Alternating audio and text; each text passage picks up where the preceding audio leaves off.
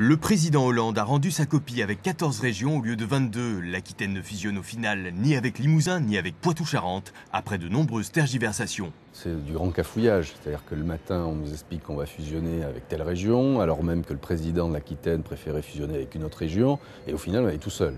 Alors en soi, que l'Aquitaine reste une région sans fusion, pourquoi pas, parce que c'est une région à 3 millions d'habitants, avec un PIB important, mais c'est sur la méthode où on ne comprend plus rien. Une réforme territoriale au terme d'âpres discussions avec des barons locaux, le président du Conseil économique, social et environnemental critique également la manière de faire. Il y avait une réforme de décentralisation engagée depuis 2 ans. Aujourd'hui, on est suspendu depuis quelques jours à savoir quel est le découpage de la carte. Et les compétences qui sont annoncées requièrent aussi une réflexion sur les ressources. Donc une réforme de la fiscalité. Et ça, on n'en parle pas. Les régions vont gagner en pouvoir et en lisibilité sur le plan économique.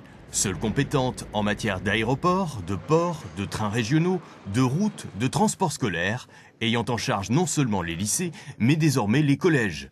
Il ne s'agit pas d'un jeu de passe-passe, il s'agit clairement d'avoir une vraie lisibilité pour le citoyen de qui fait quoi. Il s'agit vraiment, à un moment, d'éclaircir les choses, d'arrêter avec ce fameux millefeuille, y compris avec les services de l'État, parce que les fameux doublons dont on nous parle, ils sont aussi et surtout entre les services de l'État et ceux des collectivités locales. L'État, à un moment, refuse de lâcher ses compétences. C'est ça le problème de la décentralisation. François Hollande a affiché l'objectif de supprimer les conseils généraux en 2020, mais d'ici là, il y aura l'élection présidentielle.